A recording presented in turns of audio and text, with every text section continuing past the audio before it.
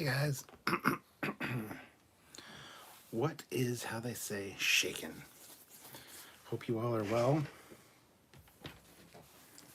This is the way. There we go. All right, so I haven't chatted with you guys in a while, but cheers to everyone out there.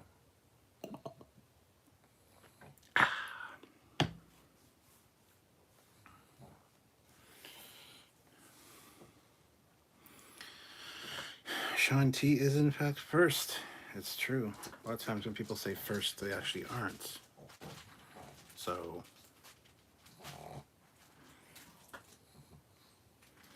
yes, pugs. Yes. You guys on vacation?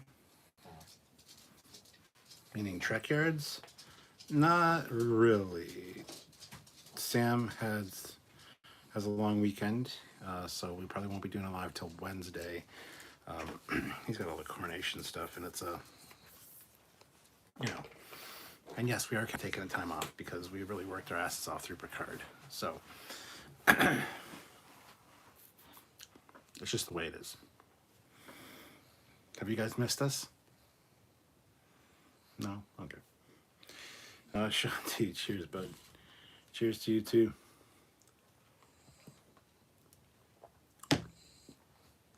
Anyway, how was everybody's weekend? Hope everybody had a good weekend. It's been nice weather here, so I took advantage of that today, especially. Got the hot tub going, cut the grass, moved a few things around outside. I need to rejigger some outside stuff like the log pile and stuff like that for the firewood, in case you guys are wondering. So I've been taking advantage of the nice weather. Thank God it's finally here. And yeah, that's kind of what I've been up to all weekend. It's been a very good, productive weekend, and I feel really good about that. So I'm here to tell you that it was a good weekend. And we just finished our weekly game of D&D. That's always Monday nights. And we just kicked ass in a battle we shouldn't have won. We did win, so that was fun.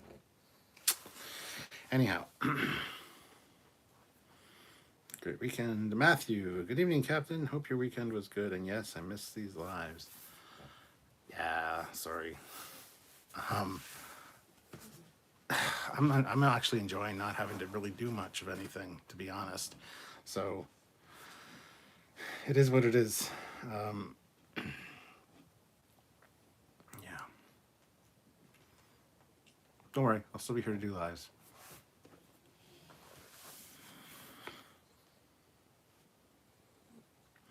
Leetpa, I was just happy to be able to get my grass cut. Yeah, I know. It's been raining and cold, so the grass like shot way up. It was like a jungle back there.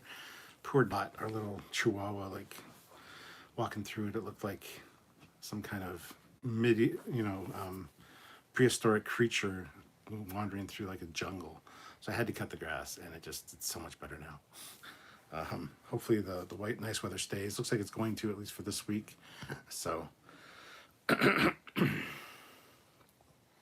Raven DeGray, hey Captain, weekend was good. Went to see a car, and now going to pick up that car this week. An '84 Vet. Ooh, nice. Nice. Oh yeah, that's the other thing I did this weekend. I got to drive around in the Camaro. I need to do a Camaro video for the personal channel, if anybody's interested. I don't know what I'm going to do necessarily, but it is something that needs to happen at some point, I think. So let me know here if you guys are interested in that kind of thing. We only have 10 people here, which is odd. Usually you have about 20 or 30 by now. I was wondering if the title wasn't maybe the best title. Just how was your weekend? How was your weekend? How was your weekend? I do not understand the question.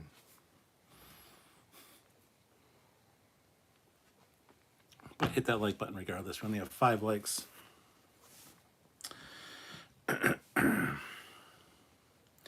Oh, have no fear.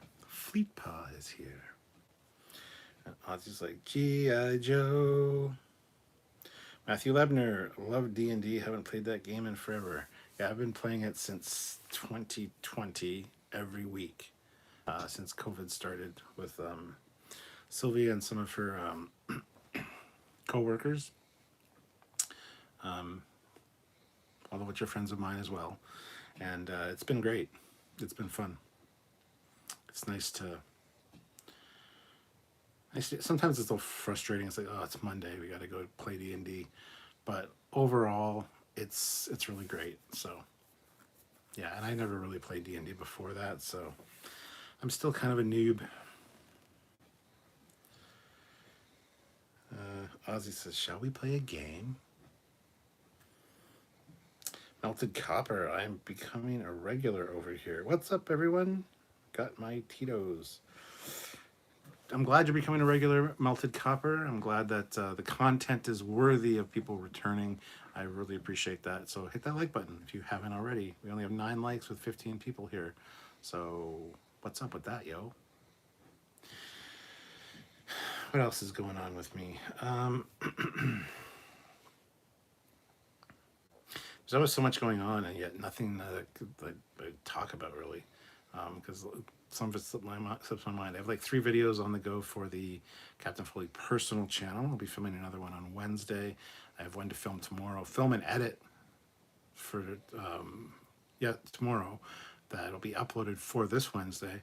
I got to film next Wednesdays, and I also have another one lined up. So I've been pretty consistent with the Wednesday releases over there on the Captain Foley personal channel. So hopefully you guys appreciate that, because it's been fun. It's been challenging to kind of pick a topic to talk about each and every week. But I really appreciate everybody that's subscribed and is, watching the videos. I appreciate that. Raven DeGray says 100% would love to see your Camaro again. Melted Copper, it's 10 now on my counter. Saw you kick the crippled ones. It's 10 now on my computer, or my counter. Saw you kick the crippled one's armed ass, guys.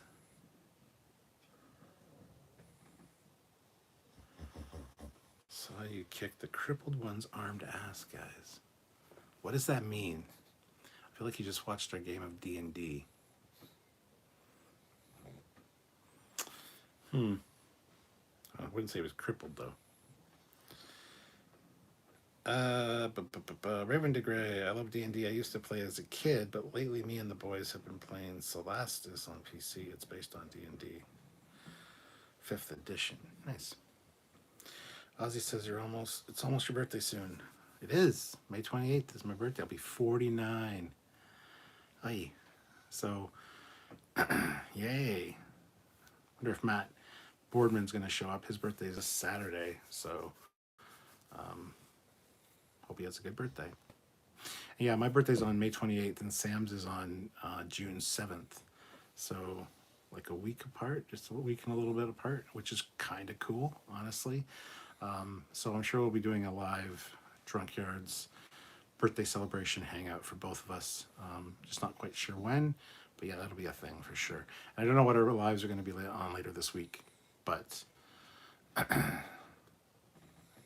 maybe we'll get back into the TNG movie reviews, or TNG episode reviews, I mean.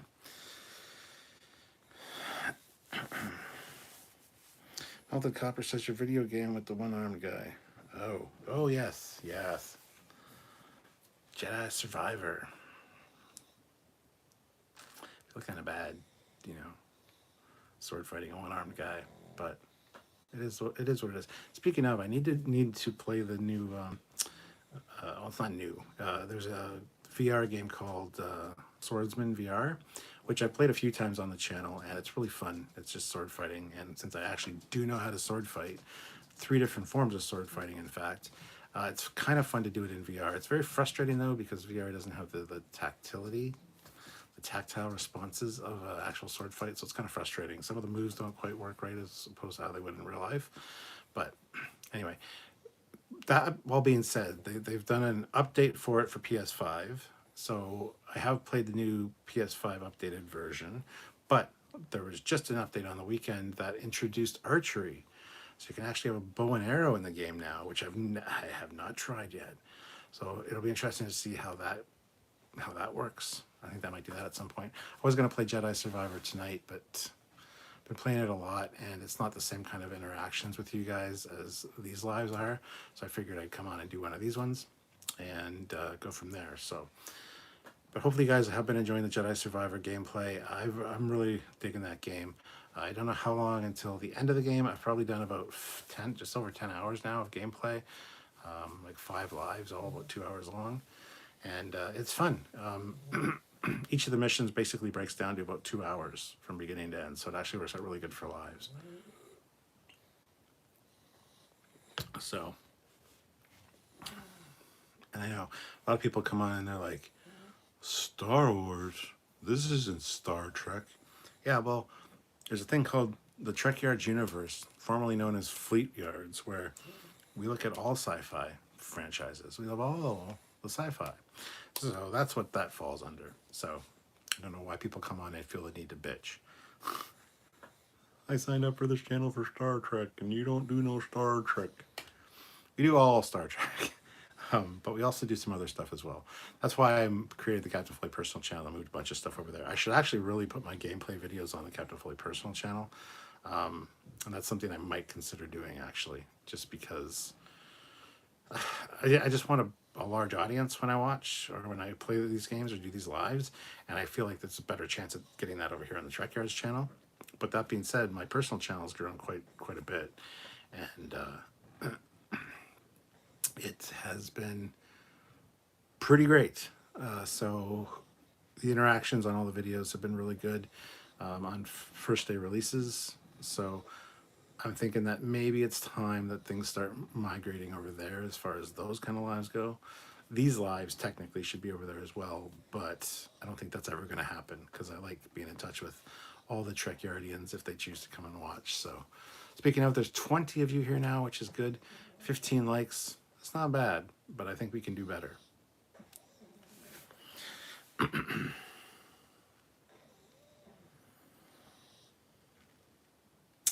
Terrence says, hi everyone, what are we talking about? Whatever you guys want to talk about. Anything and everything. Fleetpaw, I've shared the stream on to Facebook and Twitter, Captain Sir. Also, check your messages. You'll see what I was able to do this weekend. I did see a picture pop up. Let me just take a quick look.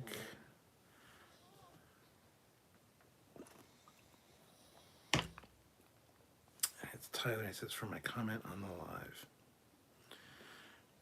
What have you done? I see your face. Your pretty, oh so sexy face. Should I share your face on screen? I don't know if you want me to, but here we go. Ba-bum! It's Fleetpaw. Fleetpaw's here. How you doing, Fleetpaw? I gotta get one of those little moving mouth things. Oh, I'm okay, Captain Foley. How are you? Have no fear. Fleetpaw's here. Ho, ho, ho. So I don't know what you did. Did you shave your head?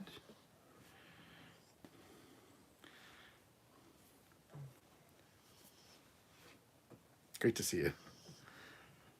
I wasn't making fun of you with that voice, man. I just think it'd be funny to kind of have a... Anyway.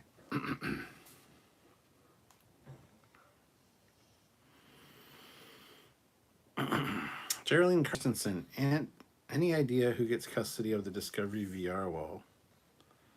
No, I don't. Me. It's going to be in this room. That'd be kind of cool. Matthew Lebner, enjoyed your Enterprise model reviews a couple of weeks ago. Just wanted to publicly say that this is very enjoyable. I may have to invest a few. Ah, there you go. Go, get some. Oh, and Geraldine, who gets the Discovery VR wall? Strange New Worlds. They film in the same facility, or at least down the street from each other, because they're both based out of Toronto for filming. So it'd be Strange New Worlds that gets the it's not the volume. That's what they use for the Mandalorian. Same kind of thing, but... So yeah, it'll be Strange New Worlds that gets it. Which they used it all through season 1, so... Melted Copper, Star Wars is like the angry metal side of sci-fi. Raven DeGray, people are asshats. I mean, this is a fact. So, 31 people here. There we go. That's the numbers. 21 likes. Hit that like button, guys. My Cheese Bro says, has there ever been a Federation ship named Ticonderoga? It's like the fifth time in 3 months that somebody's asked that question. And I keep answering the same. Yes, I believe so, especially in Starfleet battles. I think it was one of them in the battle of the USS Hood, which is a historic battle. Um, it's in that campaign, I believe. I could be wrong, but yes, there has been many Ticonderogas over the years. Fan-made ones for sure. But yes, USS Ticonderoga. Why is everybody asking me that fucking question? What has happened that there should be a Starfleet or a starship named Ticonderoga? I'm very interested. Is it just because the sets are there and it would make sense to have it? I don't understand. Why is everybody asking me this question? It's come up quite frequently to the point where it's like it's becoming a weird anomaly at this point.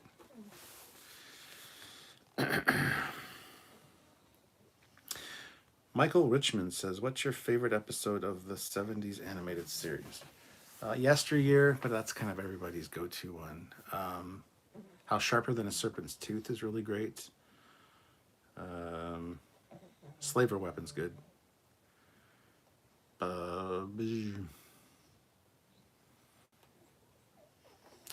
I think if I had to pick a favorite, it would be Yesteryear, though. Counterclock Incidents. Oh, it's interesting. It's a good premise, but yeah.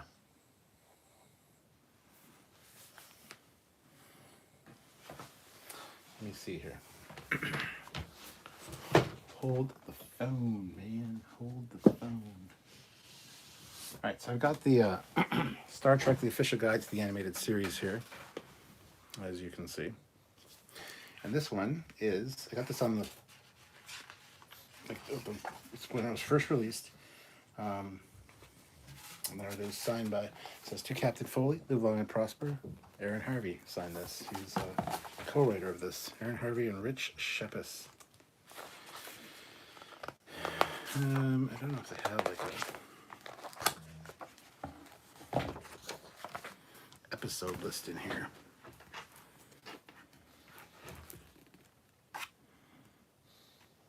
I mean, they've got to, right? Process. Okay, Beyond the Farthest Star. Pretty good. Oh, and I even have the signature of the ship that was designed. I believe that's Aaron Harvey's signature as well. Don't know why he signed the ship. Can't remember. But he signed it at Vegas in 2019. Yesteryear, fantastic episode. One of our planets is missing. Don't really remember much about that, honestly. The Lorelei signal, which is where the Uhura takes over command, and the men are all stupid because they're like hypnotized by these beautiful women. How far-fetched is that? I mean, come on. More troubles, more tribbles. All right, it's all right. The Survivor, really cool alien character in that one. The Infinite Vulcan, written by Walter Koenig. So, The Magics of Megas 2. Once Upon a Planet, that's just shore leave again. Mud's Passion.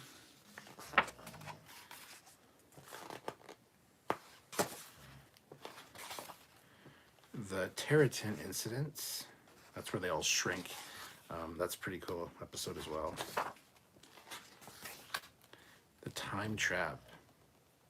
Time Trap's pretty good too. The derelict ships and the D7 and the Connie or the Enterprise have to link up. The Ambergris Element. Don't remember much of that one. It's underwater though. It's really the underwater thing kind of was a bit much. The Slaver Weapon. There we go. That's a good one with the Kinzinti. I know you guys can't see this. It's probably really boring, but The Eye of the Beholder. The Jihad.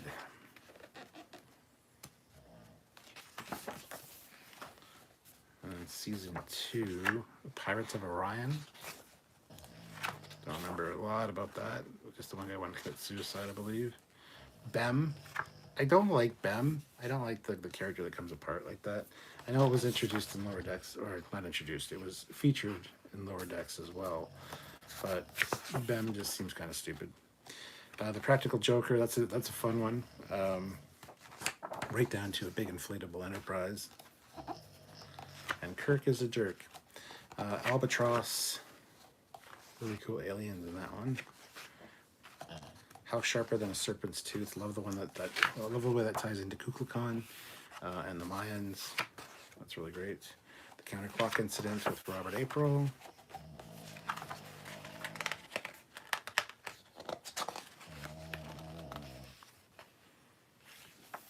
That's it. So yeah. Favorite episode? I don't know. That's kind of hard to say for me. You know how I feel about what's your favorite questions.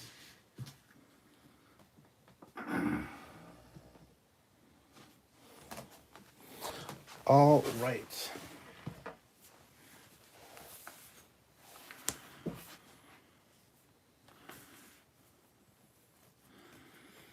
Let's see what's going on here. Hey Cap, how's your Monday? My Monday was really good actually. Got a lot done. Very productive outside today. Got a lot of stuff done outside. Fleetpaw, I was finally able to get my hair done. He got his hair did. Let's revisit the picture and focus in on the hair he got done. His chest hair there. It's quite manly.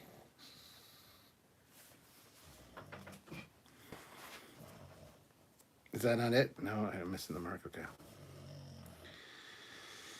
Matthew Lebner, it's a great channel and enjoy it. You enjoy it? Trekyards, thank you. Hi Cap, what is your favorite TOS, TNG, and JJ verse movies? Jesus Christ. JJ verse is easily, hands down, Star Trek Beyond is my favorite. TOS, we got TNG. I love TNG, I love Search for Spock, I love Star Trek 4, and I also love Undiscovered Country. It's really hard to pick a favorite out of those. I just can't. TNG movie, First Contact is great.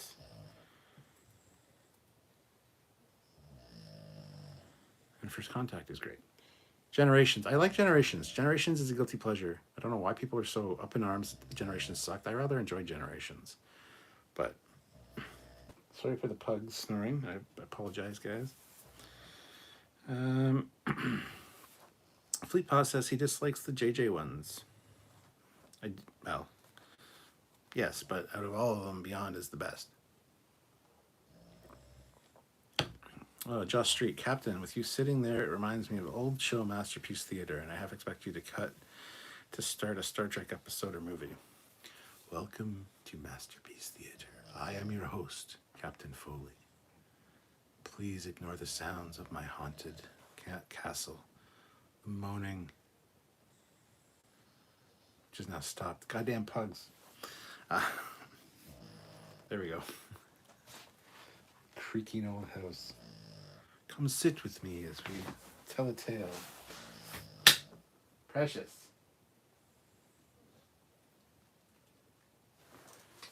There we go. She'll be snoring in a minute again. Hello, Donnie. How's it going? JJ Trek sucks, and here's why. And JJ Trek still sucks. Here's why. Those are great videos. Those are like viral videos, at least the first one. My cheese bro, why do you think Germans love Star Trek so much? I'm not sure. Why do Germans like Star Trek so much? Why don't you tell me? This is Jericho. It was right. I was just working. It was all right your weekend. Olivia throws in $2, my first super chat of the night. Thank you so much, Olivia. Much appreciated. If anybody else wants to super chat, please feel free. It would really help us out, especially in this slump period where we don't have any new Trek and we haven't done a live in a week and a half. It would really help out. So if you can, please do. If not, that's fine too. Don't worry. Regular content, it will be returning. Don't worry. We always have our Saturday videos regardless. So. Olivia throws in $2. And tomorrow I go for orientation for my new job. That is awesome. What is your new job? Fleet Paw, Trekyards Into Darkness review.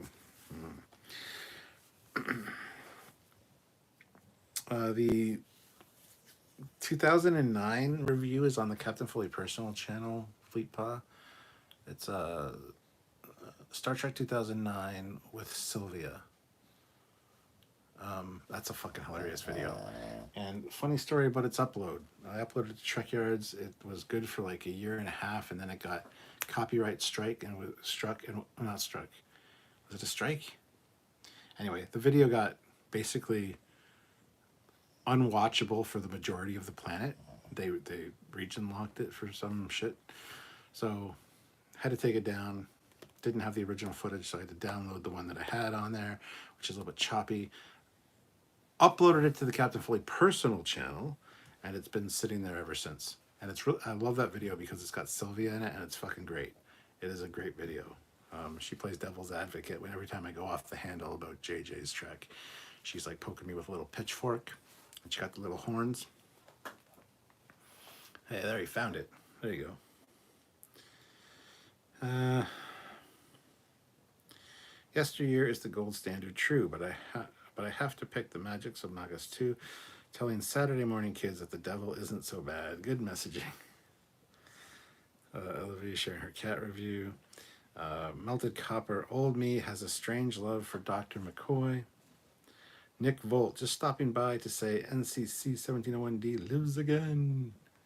Indeed. Josh Street, is it bad that I can't remember any of the episodes from animated series? No, you just haven't watched them enough. For years, I thought the animated series was like a rumor when I was younger. And then I went to a convention and I saw 2 of the VHS tapes, and they had 2 episodes per tape. And so I picked up 2 of them, and I had Yesteryear was one, Counterclock Incident. I can't remember the other 2, but those are the only 2 that I ever saw until they released the full series on DVD, and then I actually got a chance to watch it. So, Melted Copper, old Trek, I feel is before my time.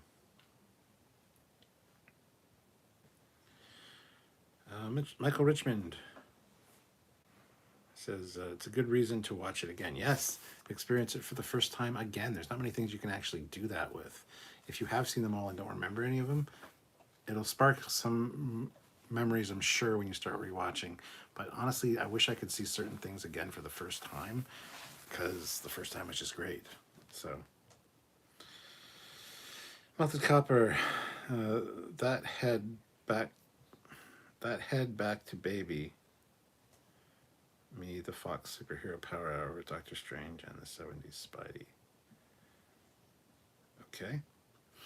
Sean O'Sullivan, doing my regular rewatch of Trek. Just finished Enterprise. Seasons 1 and 2 were great. Season 3 was awful. And Season 4, wasn't as good as I remember. Why did they break what was working? Different showrunner.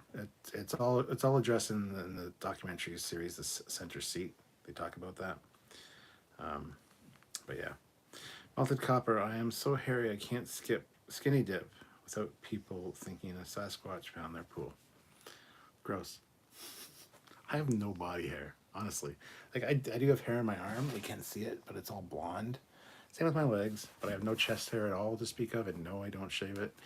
I'm just a super advanced human. It's fine. But that being said, I also can't grow a beard. Like, that's like a week and a half of growth right there. And this right here, only a top though. I can't grow the connector piece. So I have to grow that long. And it grows here and here. But here it's all in patches. Like there's a smooth spot right there. Smooth spot right there. Right there is super smooth. So I can't really grow a beard. So that's a trade-off for not having any body hair, I guess.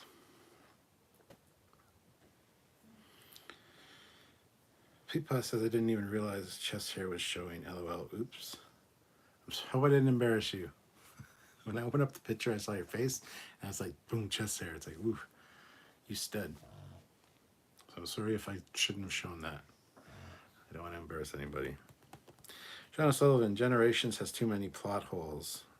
Epoxy 80-year-old bird of prey. Take out the Enterprise because Worf forgot to rotate the shields. Geordi's visor compromised again. Not even tested when he came back. Raven DeGray, my favorite Star Trek episode is In a Mirror Darkly, two-parter. The movie is Undiscovered Country.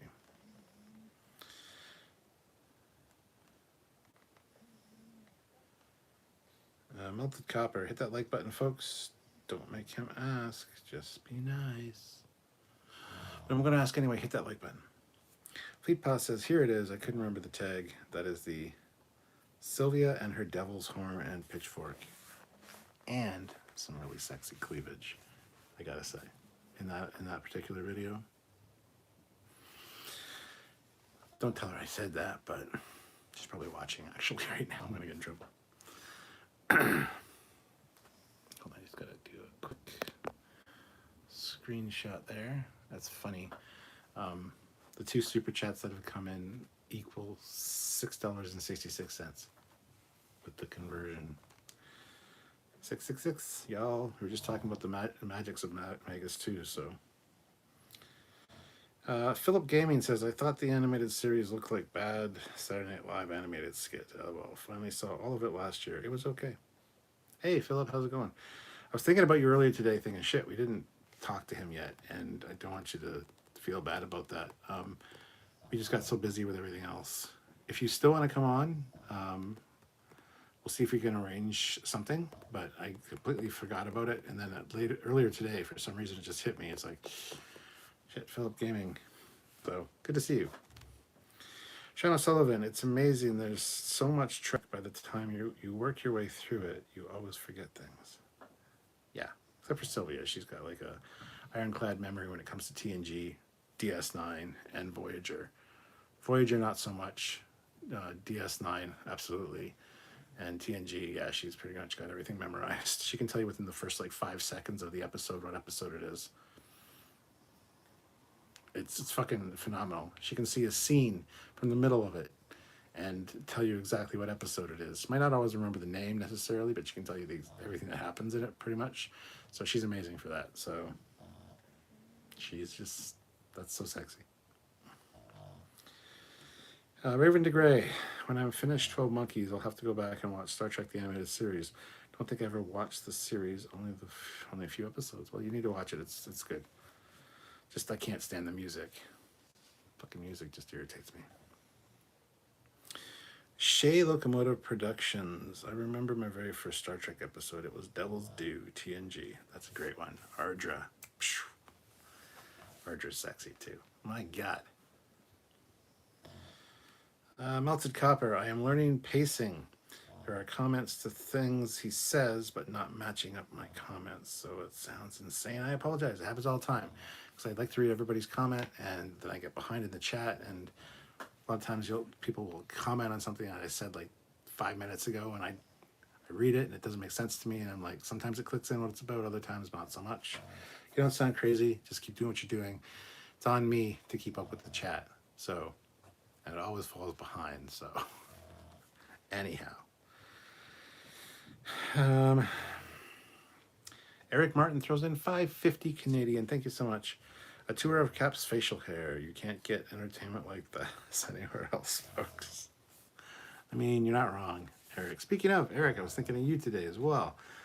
After I cut the grass and, cleaned up some stuff. I need to have you over now that the nice weather's here for a fire. We need to have like a campfire and burn things. Yeah, fire. Fire's cool.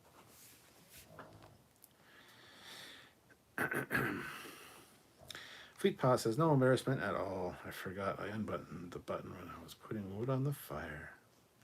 Such a manly man. Were you chopping wood as well? Oh my goodness.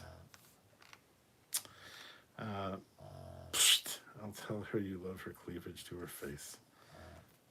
I'm not the only one that loves her cleavage. That's all I'm saying. Sean O'Sullivan, some people have remastered short clips of the animated series with other animation styles, keeping the voice acting. Yes, that's cool. I here's the thing. I like the Filmation animation style though. I love the motion capture that they do with like He-Man and stuff. They usually they use the same stuff for like all their shows. I love it. I love the running sequences. I think it's great. It's campy, it's cheap, and a lot of people complain about it, but it's fucking great at the same time. They do this a lot for being shocked so that they don't have to animate the mouth. But no, I mean, I think Filmation's animation style is very unique and interesting, and I don't hate it at all. And it's the people that complain about it are the same people that say that the TOS sets look cheap because they look like they're made of wood and cardboard. Well, then it's a product of its time. I mean, put your head in a different space and rewatch it because it's fucking great. Anyway. Philip Gaming, thanks for thinking of me. No problem, no rush at all. Okay, good. It'd be interesting to hear the behind the scenes and then getting the makeup on and stuff. So we really do want to talk about you. We want to talk about you, Philip. So this guy, Philip Gaming, what kind of fucking channel name is that? Anyway, I assume his name is probably Phil or Philip. Philip Gaming, right? I don't know. Anyway, this guy, he, thinks he's an actor. Thought he was on Picard, says he was in the background. I'm talking about you now. Now, we do want to get you on at some point. I think it'll be really interesting for people to hear that. We've interviewed Mike Westmore and stuff before about makeup, and sure, the videos didn't do great for our core audience, but it was still great to talk to Michael Westmore. Speaking of, I got a book signed by him as well, Makeup Man by Mike Westmore, who's... I got to show you all my signed books apparently tonight. This is the way. It's an odd fucking size. So I gotta like walk it out of the bookcase.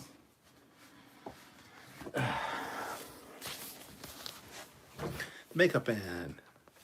From Rocky to Star Trek, the amazing creations of Hollywood's Michael Westmore. And this is great because it says, to Stuart, Captain Foley, love Trekyards. It's been fun to be on the show. Keep trekking, your friend, Michael Westmore.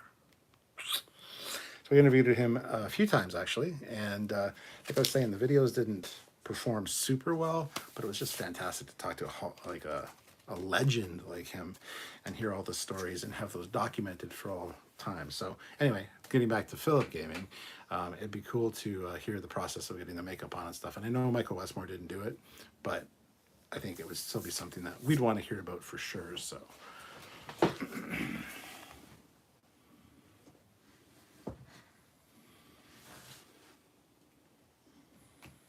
okay.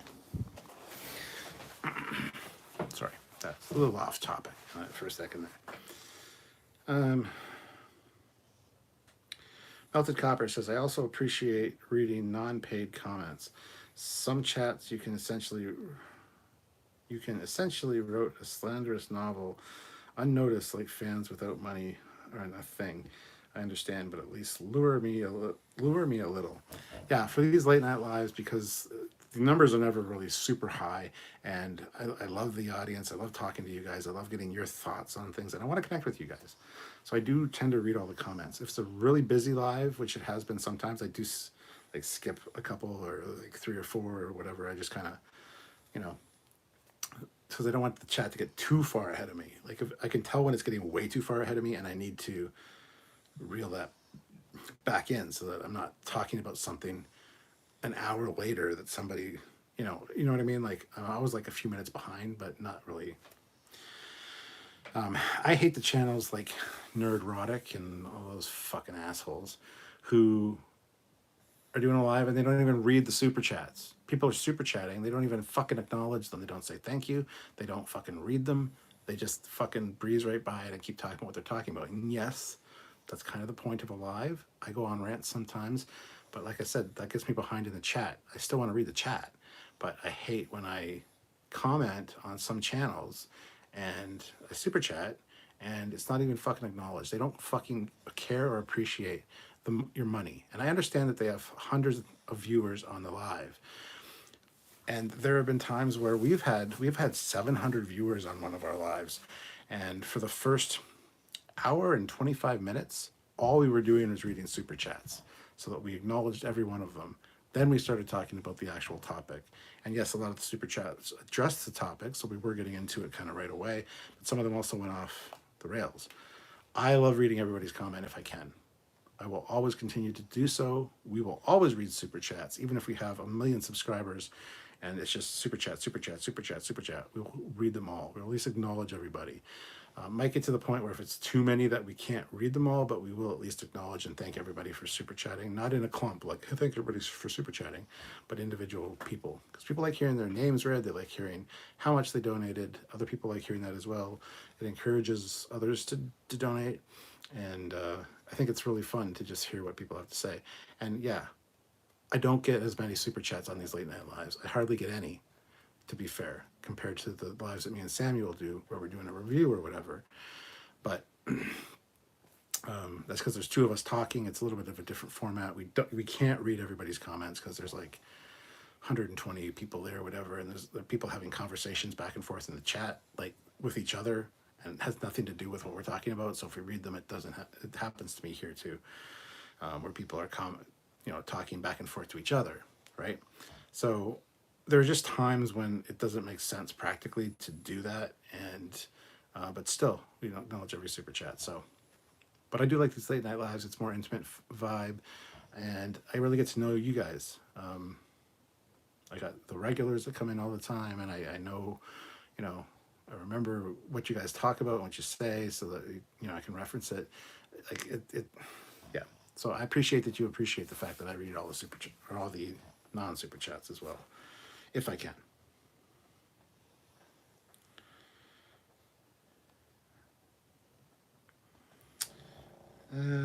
Michael Richmond, Filmation, classic animation. I love it. Yes.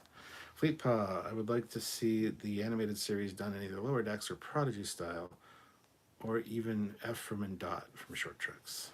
I like CG stuff. I would like them to remaster the animated series with a good CG animation. I think that'd be fun. Eric Martin, TOS was groundbreaking for its time. It looked like nothing else at the time. Michael Richmond, Roddenberry Archives has a 3D real-life model of the animated series bridge. Yes, with the extra turbo lift right beside the view screen. Raven DeGray, like Star Trek Prodigy, just watched a few episodes and you'll be hooked. Really good Trek. Yeah. Casey Stewart, so Cap, when are we going to get a Trekyards official quiet shirt? Fleetpaw, add that to the merch channel. Just quiet in quotations and capitals with 3 exclamation points. I like it.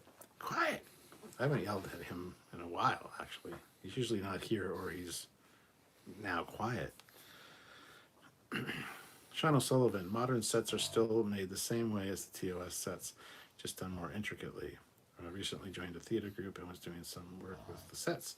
Very logical and practical stuff. Yeah, I mean, now that they've remastered TNG into high def, you can see screws. You can see paint, like marks from the paintbrush on a lot of these sets. You can tell that some of the doorways, when they're standing in them, because they're so high def, are made of wood.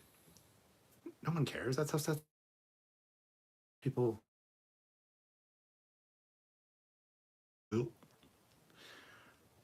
It's like I don't understand people anymore. I don't understand the world anymore. Fleetpaw. Introducing Michael Westmore. And there's the link. So go check that out, guys, if you're able to. It's a good video. We've also done a few more interviews with him as well. And I just lost my chat.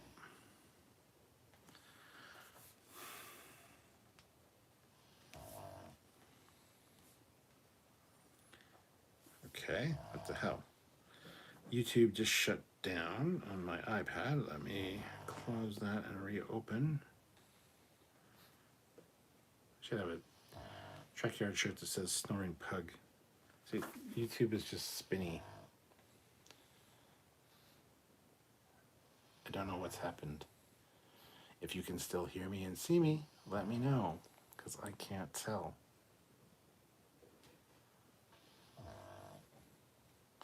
30 people watching, 35 likes.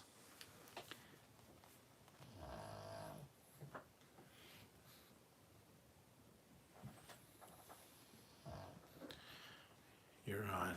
Good. I'm glad I'm still here, but I can't see what you guys are saying currently. But good to know that I'm still there. Thank you so much to everybody that's chimed in on that one, especially my mods. Appreciate that.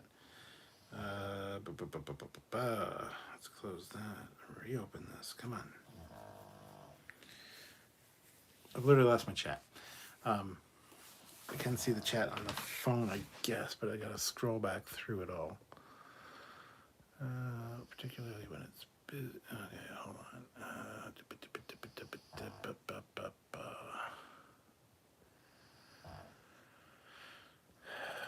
Okay, there we go. Philip Gaming says, nice, that's awesome. A one-of-a-kind item. The book, yeah. Designing the Cardassians with Michael Westmore, yes. The bridge design in TOS was studied by NASA. Take that, haters. Yes, it was. Designing the Kazon with Michael Westmore. Avenue Pad says, yay, finally off work. And there's a Captain Foley live. I mean, it's a momentous occasion for sure. Let me...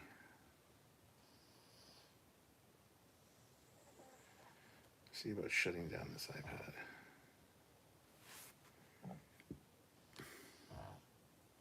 Hold up. I'm just trying to restart the whole iPad. I don't know what's going on with that.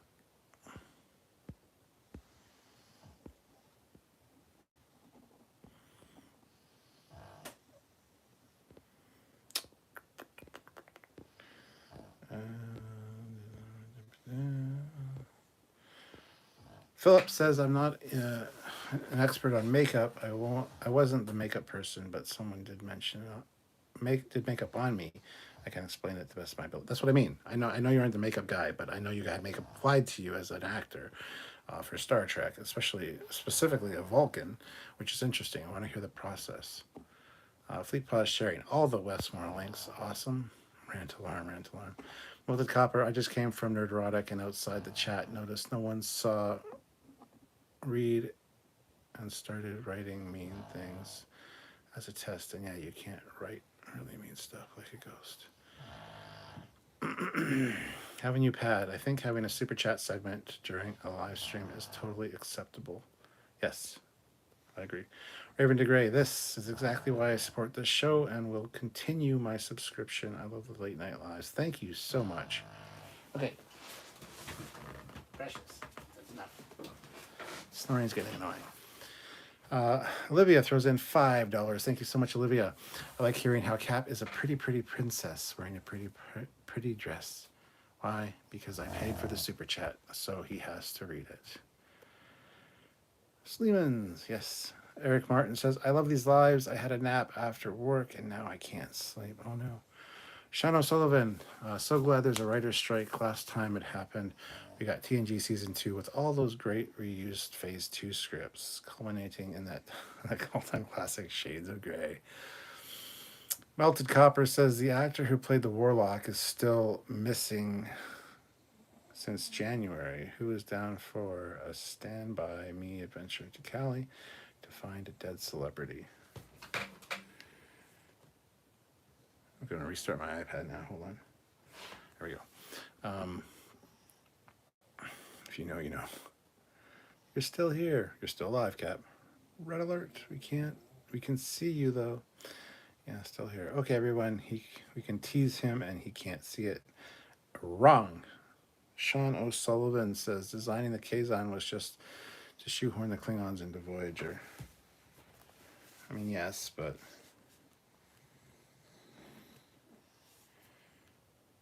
let's see if this fixed it. Okay. Time to retry. Okay. Oh, I'm back. All right.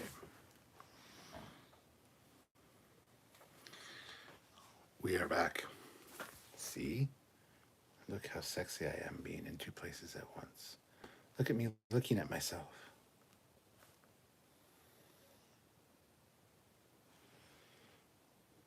Anyway, we're back.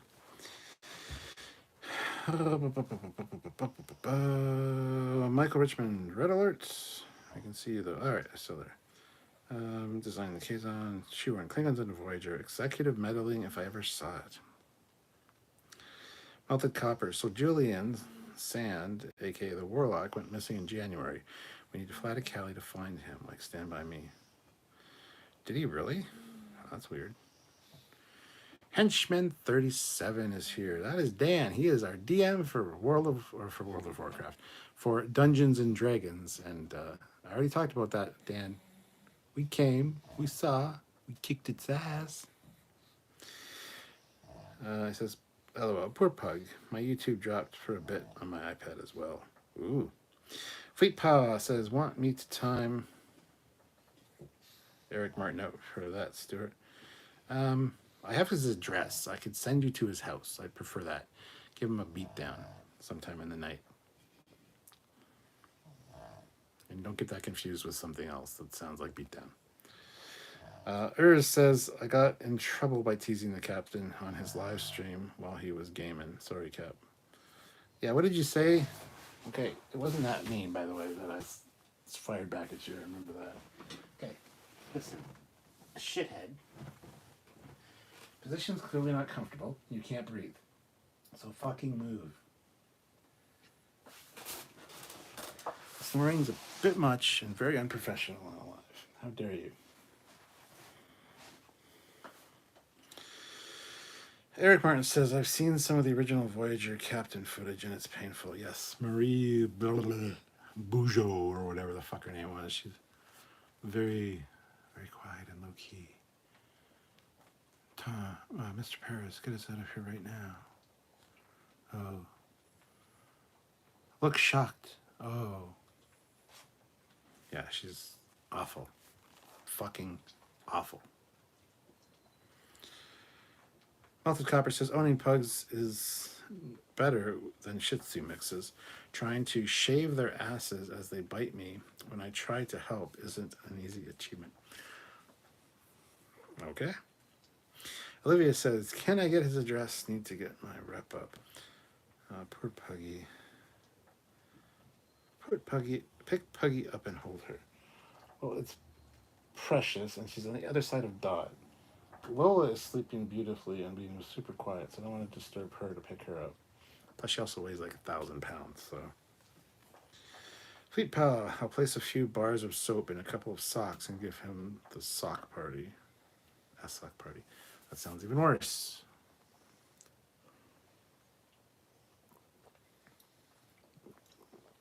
If you're going to do that, add insult to injury and make sure they're crusty socks.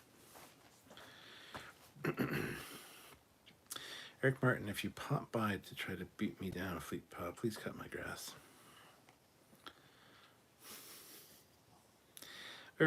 Oh, I know that, Cap. You didn't mean it, and we all been there when things don't go right while gaming, when someone smart aleck comes along and makes smart aleck remarks. Yeah, we got the king of smart alecky himself right here tonight, Eric Martin, y'all. Here comes the smart ass comment. Wait for it.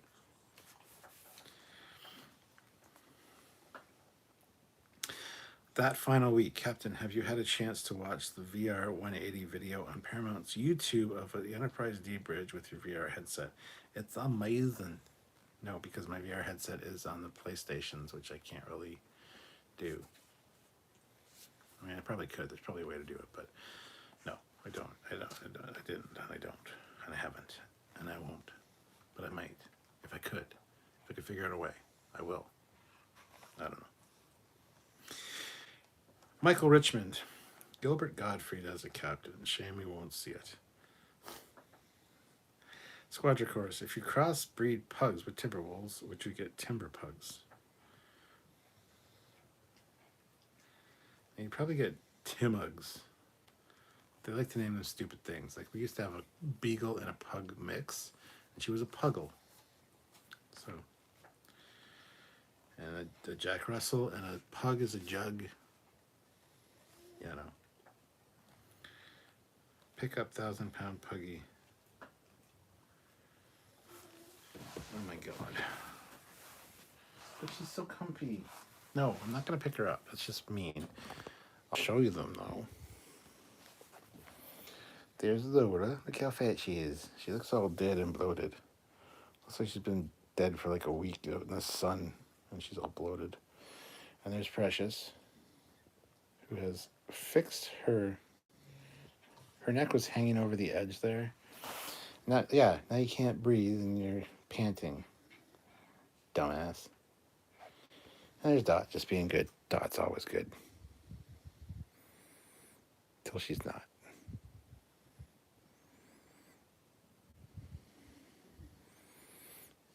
But yes. Oh, look, there I am. Hello, hello. And the Star Trek bookcase. Whoa. Anyhow, there you go. No pug picking up for you. Close enough though. Jesus Christ, this is a new fucking turtle or a gooseneck thing because the other one broke.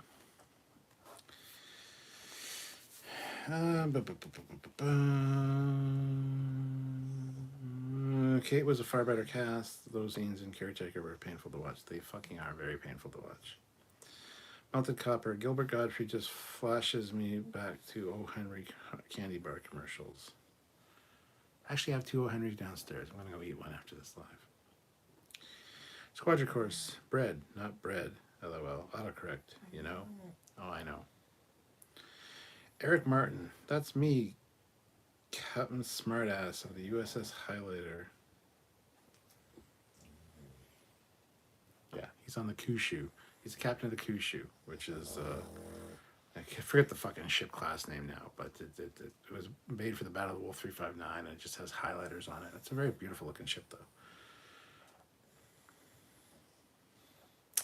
Squadron Course. We should ask one of those AI art generators to show us what a wolf-pug hybrid would look like. Look up, here's something to Google. Google a werepug. Like, you know, a werewolf, but a werepug. So W-E-R-E-P-U-G. You will not be disappointed. I want one of these things to exist. Melted Copper says, I like mixing everything with a Shih Tzu. Like a Jack Russell equals a Jack shit. A pit bull equals a bullshit. Or a German shit.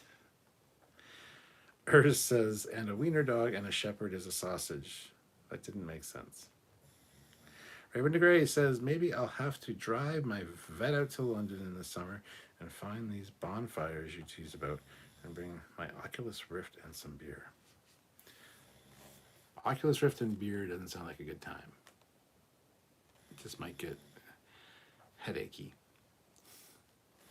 But yeah. Fleet Paw. You've got the fat one, the stupid one, and the dog turd dots. Shauna Sullivan. Foley calls Precious a dumbass. Well, double dumbass on you.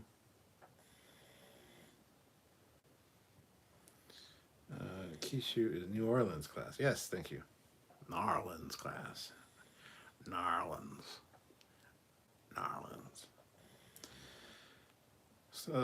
Squadron Course, LOL. Who knew werepug was a thing? I mean, we were watching Supernatural one day and talking about werewolves, Sylvia and I, and I'm like, it would be great if there was like this thing here beside me on the couch was a werepug, some kind of monster. And I thought, hell, I'll Google it. What the hell? And sure as shit, they exist. Or at least in people's imaginations. Donnie Pearson says, I rewatched the 2009 movie Reboot on Paramount Plus this afternoon. Sure, not everyone loved it, and I understand, yet I love its score more, to be honest. Yeah, the score is like the best thing of that movie. I love the music in that film.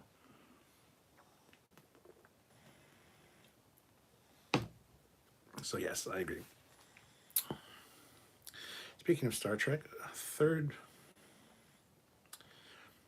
Speaking of Star Trek, a third of year more till Star Trek Day. Okay. Raven DeGray says beer after the VR tours, of course. Gotcha. Eric Martin, that's right, Fleet Paw. Every new ensign has to arrive on board with lots of beads for the festivities. Yes. Yes. Captain's handing out beads, everybody. Show them your tits. That's it. It builds confidence among the crew. I'm sure. I'm sure. Donnie Pearson, still, I believe Star Trek is a multiverse and not all Star Trek shows and movies are perfect. Well, of course you believe that because it's the truth. Melted Copper, it strokes me out, this future tech between 3D printers, video chats, and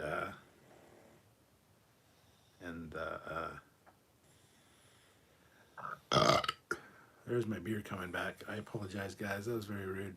Glad you're not here to smell it. That was disgusting. My bad. We had a dog once that loved chasing cars and scratching up the dumpsters too, and he wasn't a dumpster dog. He was a Barney's mountain dog. Fleet Paw shows his titties to Eric for beads. Oh, can I get beads? Eric, give me beads. See? No hair. I told you guys.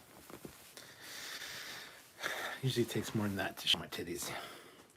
But I've been promised beads. So next time there's a delivery at my side door, Eric, there better be beads in it.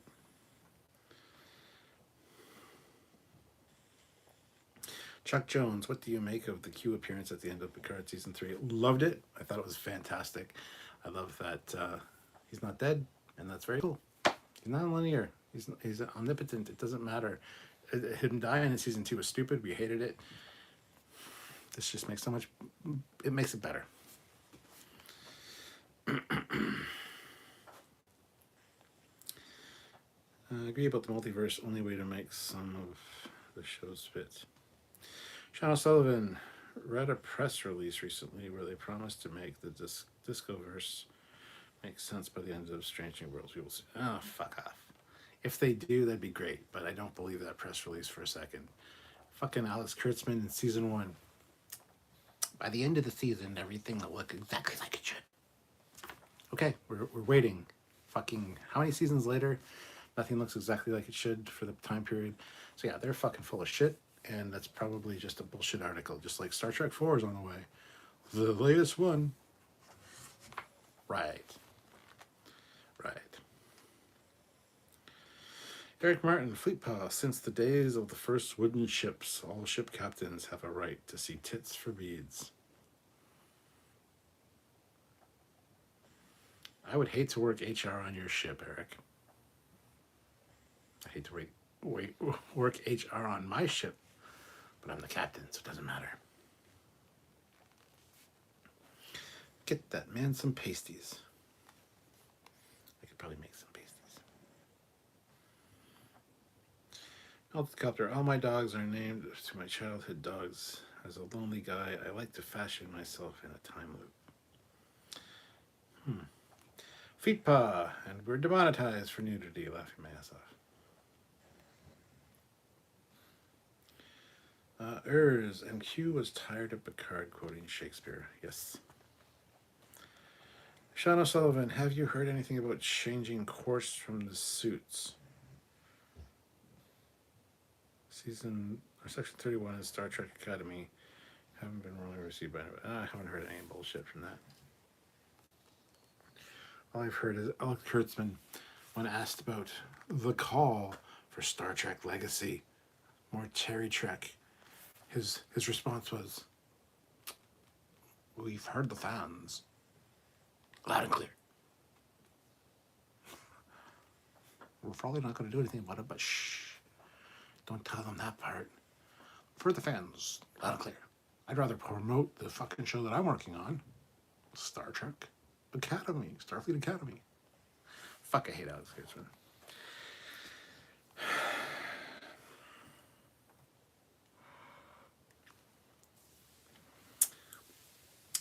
Pretty good. Stop fucking having personal conversations in the chat. fucking hate that. Sometimes I don't mind, but when there's so little people here, ugh. Michael Richmond. I've always been a fan of Captain Jellicoe. You? I used to hate him when I was younger. Now I really like him. He actually did nothing wrong, and Riker was a whiny little bitch. So, Captain Jellicoe was a good captain, 100%. Sean O'Sullivan. I don't like Kurtzman. He's coarse and rough and irritating, and he gets everywhere. I mean, that's not wrong. Says, fun fact, the British Navy had a couple of enterprises almost at the same time, and not all were big ships, so I reckon the ship class in Titan A is okay, but I still don't like the renaming of Titan. I don't either. Most people don't. And, yeah, who made that decision? Bad call. Bad call, Ripley. Melted Copper, Undiscovered Country is just the best Trek film. I could definitely craft an argument to disagree with you. But at the same time, I could also agree with you. Sean O'Sullivan, do they not have focus groups? Why would they announce more Discoverse? I could get into that, but I'm not going to. Kurtzman has such a punchable face. Oh. Donnie Pearson, oh yes, my honorable mention, TOS, an overall Star Trek movie, referring to Undiscovered. Says, people listen to the captain, or you have to walk the plank, or a space plank. It's called an airlock. Quadricourse. He's on to us. Quick, someone ask him what his favorite plank is. Starfleet Academy is such an old, outdated idea. Go with what the fans want, not what you want for your legacy. Kurtzman? Kuntzman. You called him Kuntzman. Yeah. I was being nice tonight, but... Sean O'Sullivan. The fact that the Titan was a Titan A, so it was dishonoring the old ship. Then they decided no F the old Titan, wiping out the legacy. No, I would assume they would pass the name on to the Titan B, which would be another class of ship, and shuttle it off to another ship. But yeah, I think it was disrespectful to the Titan, 100%. Because by the end of the season, you're like, I love the Titan. This is great. These guys have been through. Oh, it's the Enterprise now. Oh fuck. You want to see something grand and glorious at the end, not the same ship you've seen for the whole fucking season. That was my big thing. It's like, oh, it's great. It hasn't even changed. Just put a third nacelle on it or something. Make it fucking different. But no. All right, here we are. Well, that was fucking lazy. I'm sorry. For all the good that Terry Matalas did, that was fucking lazy. That was like dropping the ball right at the finish line. Or the goal line or the whatever. He fucked it. He fucked it up. I'm sorry.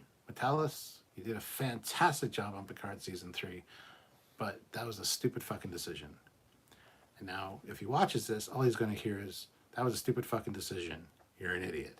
Instead of, you did a fantastic job on the rest of the season, but anyway, here we are. Whatever. I call it like I see it. That's all I can say.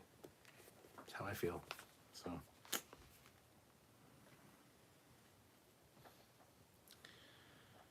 I prefer the fan video of Enterprise leaving space dock in Star Trek 6. Yeah, it's fucking great. Firing the thrusters. Yeah. Fleet Paw, it's called an airlock, and I always have my finger on the button to blow folks out of it. LOL. He does. Watch out.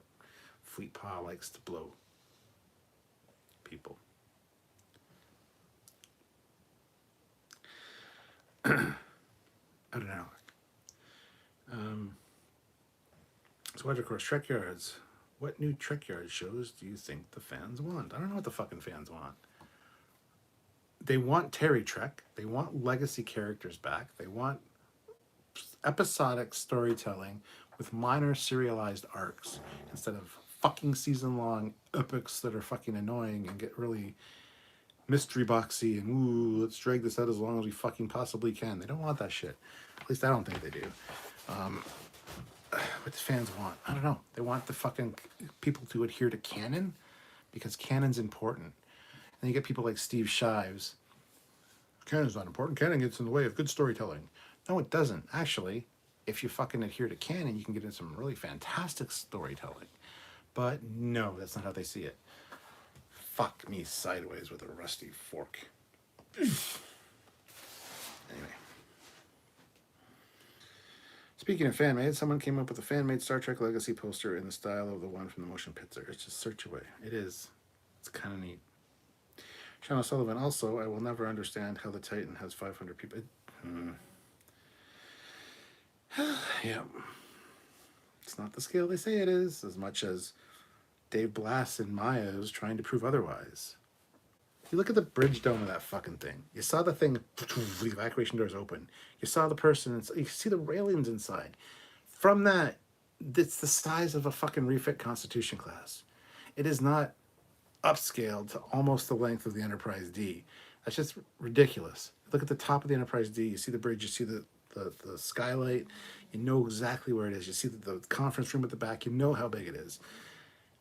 You compare the two from the top. They are not the same fucking size. And if you look at the air docks, the docking rings on the Titan, there's no fucking way that that the ship is the size they say it is.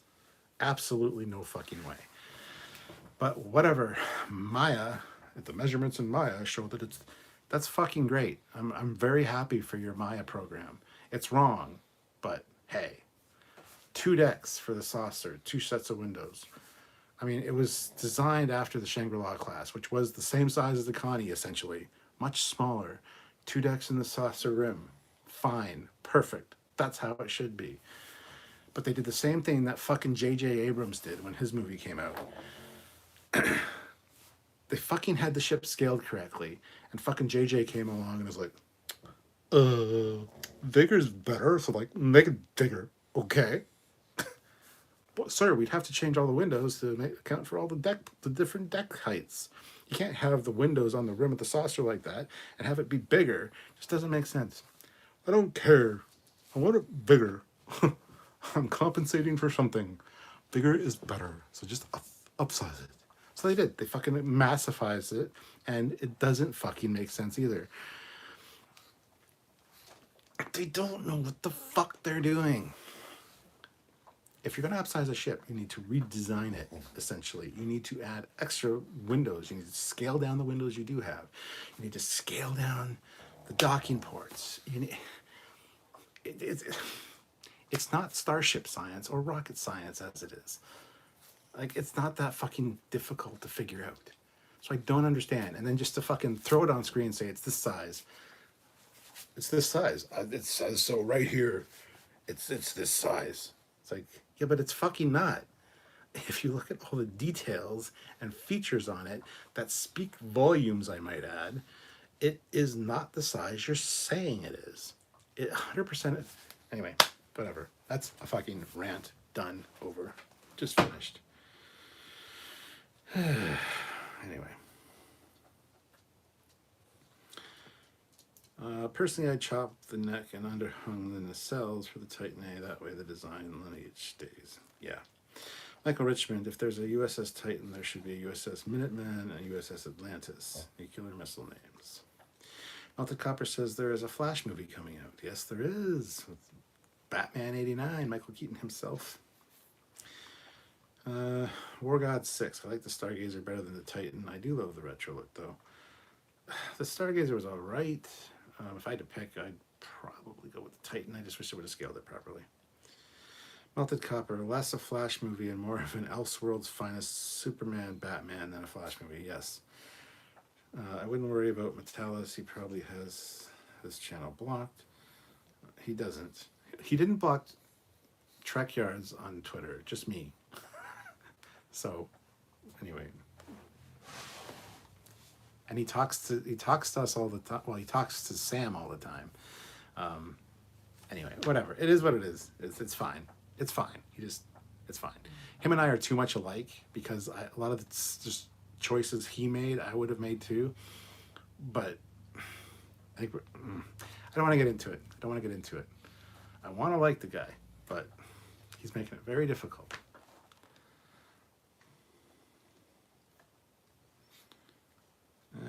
25th century Trek, all in the same timeline. Urs says that explains a lot about the name Fleetpaw, Flea and Pow. You're out. Fleetpaw, he beats them with soap socks and then blows them out the airlock. Has to be some broken regulations in there. Fleetpaw says, well, I'm the chief of security, so I get a say in the regulations and rules, just a little bit anyway. Good writing is born out of problem solving. Ignoring canon to make a story for leads to bad writing. Donnie Pearson says, I myself still wish the Enterprise G would have been either a Titan A sister ship or a Ross or Yorktown class, to be honest. Yeah. Squadron Course, I agree with War God 6 about preferring the Stargazer over the Titan. Donnie goes on to say, I still love fan-made versions of what the Connie 3 should have looked like, but I'm still happy for those who love the actual design. It shouldn't have been a fucking Connie 3 either. That's just the stupidest fucking goddamn thing as well. Whatever. War God 6. Episode 8 shows its practically the refit Enterprise size, and I keep commenting it on the posts on Facebook and Instagram. Yep. I mean, we said it in a video, and Dave Blass went off on us on Twitter showing that in Maya it's scaled to this, and it's like, they don't fucking care. You know what? Because it's not. Sorry. Eric Martin. So they have the Titan scale wrong. Fucking solids.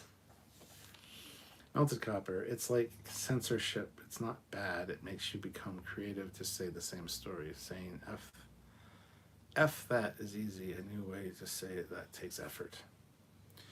Squadron Course says, when has JJ not made something he reused bigger? The Falcon wasn't bigger. They didn't fucking upscale the Falcon. Bigger's better. You know why? Well, I'm a fucking fan of Star Wars. I never liked Star Trek, so fuck Star Trek. I'll fuck their Enterprise and make it much larger. But, you know, the Millennium Falcon, it's the perfect size. Yeah, let's make that exactly the same. Yeah, fucking tool bag.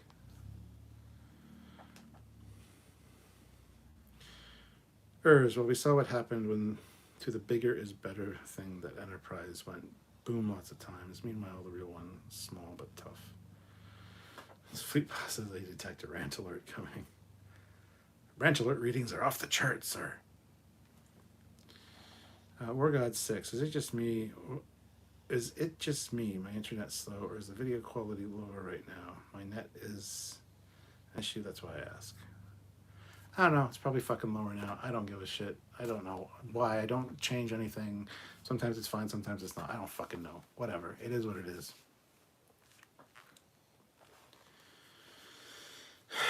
Anson MJS. Captain, good seeing you again. How's the household these days? It is good. Thank you. A.K.A. Dionysus Larson. Good evening, everyone. How you doing, Dionysus? Raven DeGray says, I hated the Titan A becoming the Enterprise myself. I can accept the main computer and other reusable parts used for the original Titan to make the A, though. Yeah.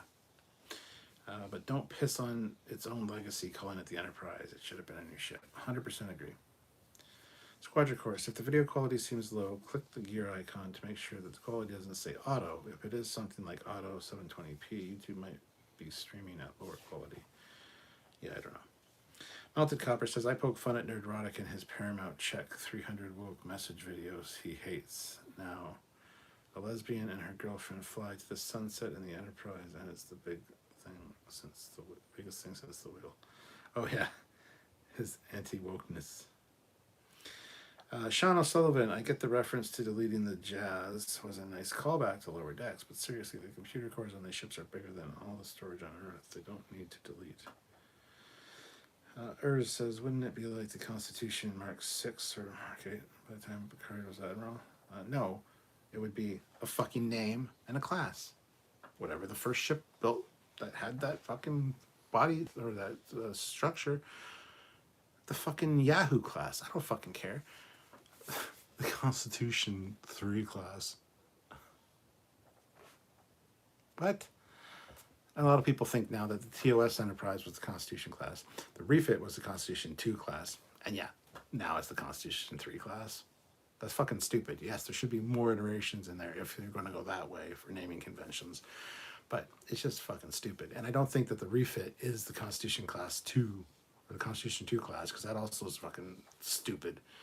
Back in the day, when we first saw the refit, it was called the Enterprise class. It was such a departure and such a total overhaul of the ship. Yes, it was a refit. It was still the original ship, but so many components were changed, it became its own class of ship. And the Enterprise was the first one to get the refit done. Therefore, it was the Enterprise class. That lasted for quite a few years until, I don't know what the fuck, I think when TNG came out. And yeah, then it just became the refit and not Enterprise class.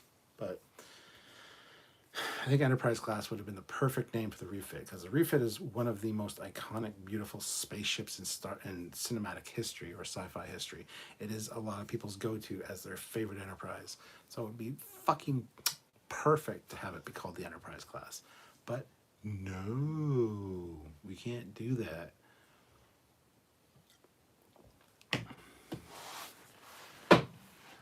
Yeah.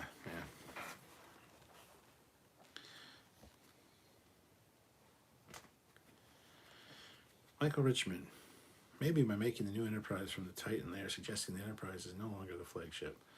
Well, that's just also stupid, but whatever. Squadron Course. Oh, good point about the Falcon, though he did make a bigger Death Star. That's true. Again, compensating for something every time in his movies. Fleetbot says, I have good quality on my end. Awesome. Eric Martin says, they need to leave Star Trek in the hands of people that understand it and love it like Terry and Mike. The rest of the suits stay out of it and laugh all the way to the bank. Yeah. Give it to fans. Mike McMahon, Terry Matalas, they fucking shine. Aaron Waltke, writing for and showrunner for Prodigy. Fucking get it. They are fans. They know what the fans want. They give the fans what they want. It's an amazing concept, really. But John O'Sullivan, between the writer's strike and the earnings announcements, hard to call what they will do with Trek. As far as I can see, it's carrying Paramount Plus, but Paramount Plus isn't making money. Enterprise B was an Excelsior 2 class.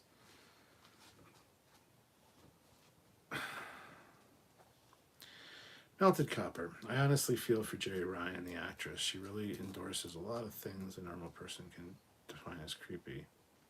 Oh, she can endure a lot of things a normal person. Okay. Fleetpaw, I will say at least Discovery got it right. The Kirk is a Constitution class. There is no 1, 2, 3, etc. The Kirk is what? Sean O'Sullivan, you think the Enterprise B was a refit or a new ship?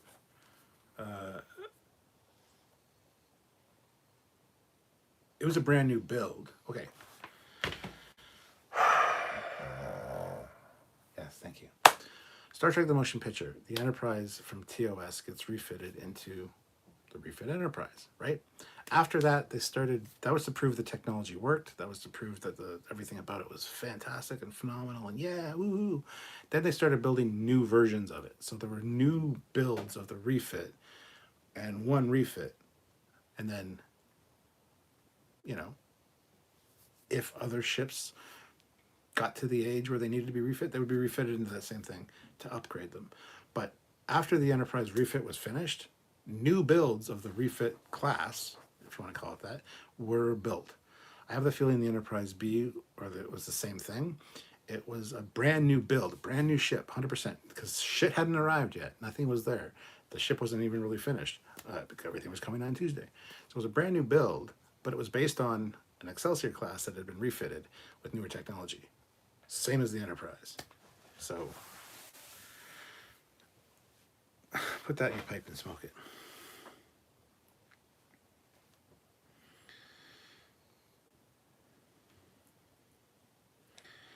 Donnie Pearson's and in pulp culture history as well. Yes, absolutely. Ayers says, exactly, I agree with you, Captain. The Enterprise class would make far more sense and be such a fitting tribute to the refit and its beauty.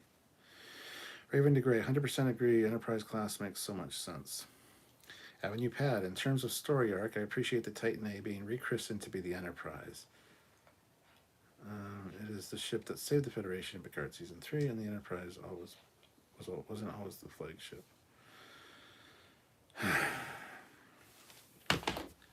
The Enterprise was always the flagship, from the motion picture all the way through to the Enterprise D. Why is that so difficult for people to understand?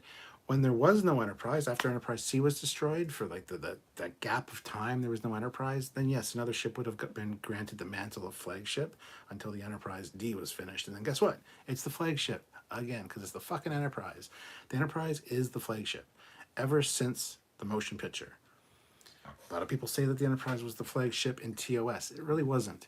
It was, remember in TOS, all the ships had different insignias. The reason that the Delta became Starfleet's symbol was because the Enterprise was the only one of the original Constitution classes, of which there were 12. There were 12 original Constitution classes. And then there were other ones built after that. There were other ones built. Okay, so there were more than 12 Constitution class in TOS, 100%. The New Jersey and Picard is a perfect example. It's upgraded, it's different. If you watch our video on it, there's things that are different about it. It's a later TOS Constitution class build. However, because the Enterprise was the only one of the original 12 Constitution class that made it back from their missions, from all the missions, the 5-year mission, if you want to call it that, even though it went on multiple 5-year missions, it was the only one that made it back alive. Everyone else was destroyed or damaged critically. Because Kirk brought it back, to honor Kirk and his crew, the Enterprise got the refit, and the Delta, the Enterprise Delta, was instituted Starfleet-wide as the symbol. That's why the Enterprise has always been the flagship, because it was an honor, and to the point where they adopted the fucking Delta from the Enterprise to be Starfleet-wide as far as the emblem goes. That's why the Enterprise has always been the flagship. Whether you fucking think so or not, I don't give a flying fuck, because you're wrong. It's always been the flagship since the motion picture. Unless there's a gap. If there's a gap between Enterprises, then by all means, another ship gets to bear the mantle of being flagship until the Enterprise is finished, the next Enterprise. So, yes, the Enterprise G is the flagship. It's not that fucking difficult to figure out. Unless Starfleet did a fucking total 180 and decided, yeah, the Enterprise isn't the flagship anymore. No. Why it would do that, I don't know. And it was clear that the Enterprise F was the flagship as well. That's why it was such an important decommissioning ceremony, that it was going to be part of Frontier Day. The flagship, Enterprise F, is being decommissioned. So to say that the Enterprise isn't the flagship is fucking stupid, because you're wrong. I'm sorry. I'm 100% sorry with you having your pad, but goddamn.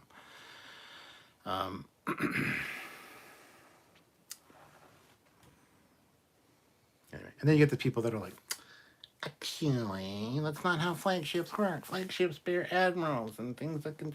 Yeah, in the modern military. This is Starfleet. It's a little bit different. Hate to break it to you.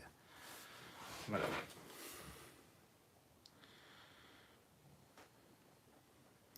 Eric Martin, I remember Mr. Scott's Guide to the Enterprise. I wore that book out, going over it time and time again. So well done. Or God 6. I would have liked to see Phase 2 as the Star Trek 1 movie until it was destroyed. I have some love for the Phase 2. It keeps the TOS style, and torpedo tubes look good. Yeah. Earth says if they had shown a new ship with the class named Enterprise, they could have either called it the Picard class, yes, 100%, or the Victory class, or Kickbutt class. I would have loved it. Jack's like, I'm not nervous for me, I'm nervous for you. And they come up, and it's the USS Picard, and it's this new class of ship, and it's like, wow, you're serving on my namesake ship? And it's like, no, that one. And yeah, behind it, a la Star Trek 4, when they're going towards the Excelsior, and it's like, Enterprise reveal, Enterprise A.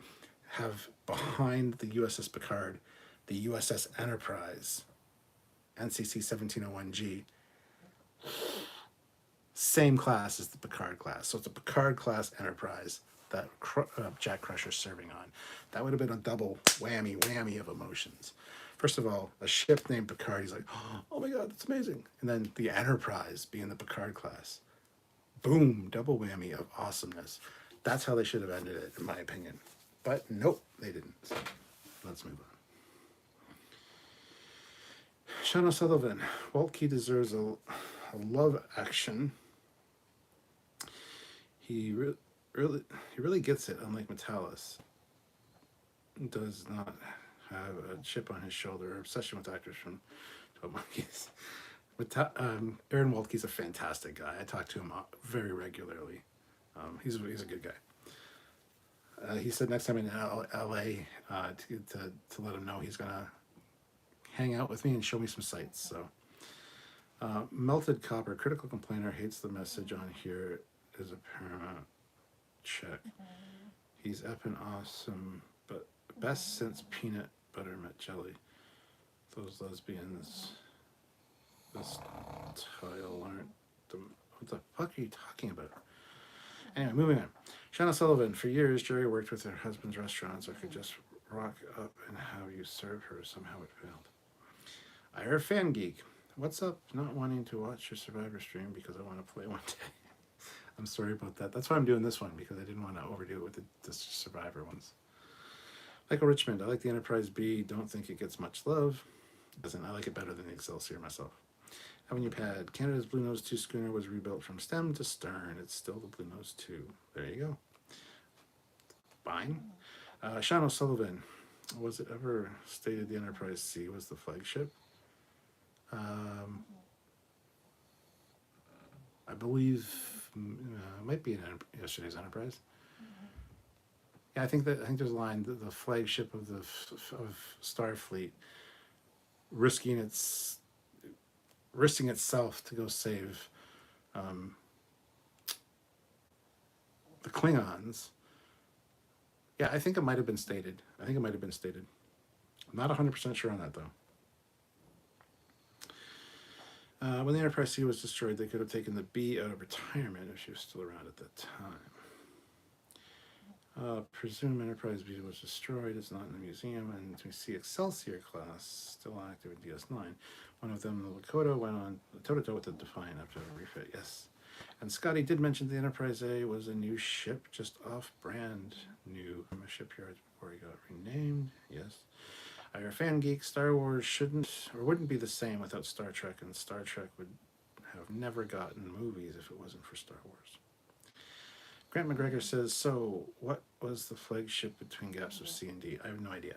It would have been another ship that would have taken up the mantle until the D was completed.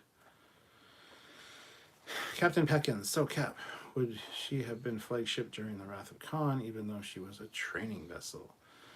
Yes, my guess would be that they were possibly working on coming out with a new Enterprise, like the Enterprise B was going to be something else. Or the Enterprise A, sorry, was going to be something else, because there wasn't the naming convention yet, or the suffix of the A. It was still the Enterprise. So I'm not sure if they knew exactly what they were going to go moving forward. But after the A was commissioned, because they saved fucking Earth, and that was part of why it became the A. Not all ships get the suffix. Very few do. So because of that, I think that's when it was solidified that it was in fact going to be the Enterprise being the flagship at that point ever after. I think when it became a training ship, it kind of got to the point where they're like, this ship's fucking old. It is the flagship, but we need to come up with something. I don't know what the brass were thinking, but maybe they had another Enterprise lined up ready to go, or they were going to change or switch the flagship designation from the Enterprise to another ship. That's probably what they were probably going to do. I think that the refit being the flagship might have been a temporary thing, just to honor Kirk and crew, whatever. But after the events of Star Trek IV, them saving Earth, getting off on all those charges, essentially, and Kirk getting demoted and getting the A, I think that solidified that every Enterprise after that would be flagship material, because that was continuing that Enterprise flagship legacy line. So that's a good question, but yeah, that doesn't rule it out for me. Sean O'Sullivan, Enterprise A was the refit Yorktown, just renamed, although the captain of Yorktown must have been pissed. Well, Depends on your source. Sometimes some people say it was the Yorktown. Other people say it was the USS Teho that was renamed to Enterprise, depending on your source. General Grievous. Well, technically, the Titan A didn't save the Federation. If the Enterprise D that destroyed the Borg, Titan A didn't do anything special except stall for time and kill Federation ships. Yes, and that's why they honored both of them by saying, "Hey, take this Titan and rename it Enterprise." There, we fucking honor the Enterprise D that saved us. We honor the Titan. They should have called it the USS Titanic Enterprise. There you go. Sean O'Sullivan, Titan slowed the assault and stopped Earth being assimilated. Yes. Dionysus says, I would like to see a Ross or Andromeda class as G. Alpha Copper says, I didn't mind CGI Tarkin as it explained a dead actor to new audiences, but AI is getting creepy. A movie of dead actors isn't out of the realm of possibility now. Yeah. Do you think the Mirror Universe, the Defiant, became the flagship? Yes, absolutely. 100%. We have the Connie that crossed over in the ISS Defiant seems possible. Yeah, 100%. Yeah. General Grievous, until Sidney Laborg destroyed the cloak. Sturm von Alt, technically, Picard was deceased, so it wouldn't have been any type of protocol breach to name a ship or class or ship after him. Yeah. Grant McGregor, I think naming the Enterprise G was the pull the producers to greenlight the series. Grab as many hooks as possible. Possibly. I think the original plan was to have a different ship, though, and they just ran out of money. Sean O'Sullivan, we need on location video from you. Futures End on its own has heaps of locations. There you go. I'll try to do that at some point. Eric Martin throws in $5.50 Canadian. Gotta go, Cap, early morning. Hope you don't miss the sarcasm. Nope, absolutely not. Bye. Have a good night. Michael Richmond. We had to wait for it after the C, but we all wanted the D. Yeah. Sturm von Alt got interested in the live gameplay, so I ended up watching the entire playthrough, 12 hours on Saturday. Interesting story. My live playthrough? Because I'm not done yet, so thank you for watching. Sean O'Sullivan said, always loved Castillo on the Enterprise C. He eats pieces of shit for breakfast. Ira Fangeek, Stranger Things is the cause of these new kids series, hence Star Wars Jude Law show and Star Trek Academy. Melted Copper, modern Star Wars is all prequel stuff, not Hayden and Ahsoka, but Luke is there then. Why not recast and make him a character like Black Widow should have had? Don't recast him though, that's the problem. Dionysus says, I like your video with the commander about the NCC 2701 Enterprise. I think that's a typo, and I don't know which. If it is a typo and you mean 1701 Enterprise, that could be any video. We've done many videos. Avenue Pad throws in $22. Ships in TOS didn't have different insignias. It was a one-off mistake, and the USS Exeter had a different insignia. Decker had a flag officer with a field commission and wore a single pedal on the Starbase flower insignia. Yeah, but it's been retconned to be that each ship had their own insignia. Or another explanation is each sector had its own insignia, but that doesn't quite fly, honestly. So thanks for the input. But there's no real answer, honestly. And it wasn't necessarily a mistake. It was just... Anyway. It's become canon that all ships had a different insignia back in TOS. Ira Fangeek. I want Knights of the Old Republic and Star Trek Legacy. And that's last on their list. Grant McGregor. So Cap, my car is having electrical trouble. If it gets fixed, and it's not that much, I'm willing to pay $500 to help out a little now on the plane tickets. Then see if I can pay $500 a little later. Plane tickets for where, my friend? I know we kind of talked about something earlier, but I couldn't remember where it was. I can't remember what it was for. So, Melted Copper. I don't feel it's wrong as a fan of Star Wars. Stuck in prequel idea. Want more Luke then? Gotcha. Stranger Things is among the things I love about Netflix. Likewise, Power Rangers, Cobra Kai, and Made Us franchise. Melted Copper. Yeah, Ahsoka's fine, but really give us Luke doing some awesome shit. He's walking backwards in time. I agree. Our Fan Geek, Stranger Things is hype and production company. know this. Michael Richmond, weld the hull of the D on top of the Titan and call it the USS Titan Prize, or Booby Prize, if you will. That final week, are you worried for the stability of society based on how fast AI is progressing right now? Not really. I can't afford to think about it. If it happens, it happens. There's nothing I can do to change it, so. Dionysus says, nice Happy Gilmore reference. Oh, eating shit, gotcha. Sean O'Sullivan, ugh. Remember a few years ago when everything was young adult? We got things like Ender's Game and a dozen Hunger Game clones. Yeah, there's a new Hunger's Game coming out too. It's a fucking prequel. I saw the trailer for it when I went to see Guardians of the Galaxy, and I'm like, the fuck is this shit? Episode 240, the NCX 2701. Okay. Stern Von Alk, yeah, I was watching yours, then I found a full playthrough to get it all out of the system. Kind of reminds me of PS1 days when you'd go down a buddy's house and work through games. Well, I've done 5 live streams, just over 2 hours each, so I'm at 10 hour, just over the 10-hour mark. So if it's only 12 hours long, then I'm almost finished. So that's good. Raven de Grey, Inamir Darkly, Archer wore a Defiant command tunic, and it had its own insignia. Yes. Melted Copper, Ahsoka is on par with Superman's pal Jimmy Olsen. Love Jimmy, but let's not dance around Superman. Let's see Ultimate Loop beyond books. Dionysus says, are you talking about them not knowing how they were going to name ships in succession? You did a video about the NCC 2701 instead of the 1701A. It was that thing. Yes. Yeah, that was early on. Yes, that was going to be the next Enterprise. You're right. Thank you for reminding me. Thank you, Fleetpaw, for sharing the video link as well. Yes, that's a deep cut. That's a deep cut. Oh, the good old days. Goddamn.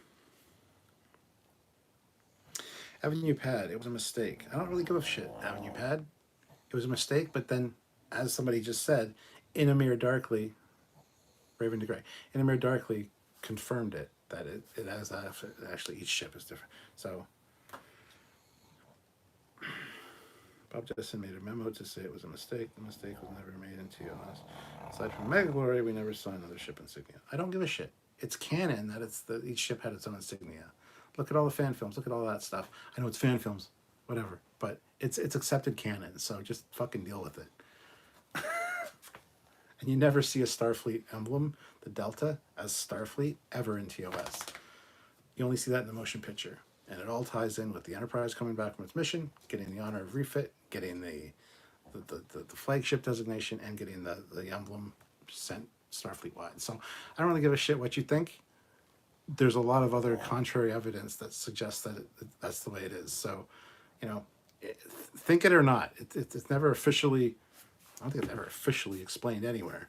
But it's what we fashioned when we were younger, when there was no Trek. It is what it is. You can't beat the Gestalt, my friend. So do what you need to do. Titan needs to merge with its sister ship to Uranus to form the Titan Uranus. Squadron Course, interesting, but the new Hunger Games is a prequel. Think they respect the guy. I don't fucking know or give a shit. I've never watched any of the Hunger Games. I don't watch that teeny bopper fucking crap shit movies, but they're really good. I don't really care. I'm never going to watch it because it was made for young adults, and I don't really give a shit about their shit. So, sorry, not going to watch Hunger Games. I don't care if it's a prequel. It doesn't look fucking interesting to me at all, so I'm not going to watch it. I'm starting to get irritated. I need a Snickers. Coming up on 2 hours. I'm going to end this soon. I'm getting irritated.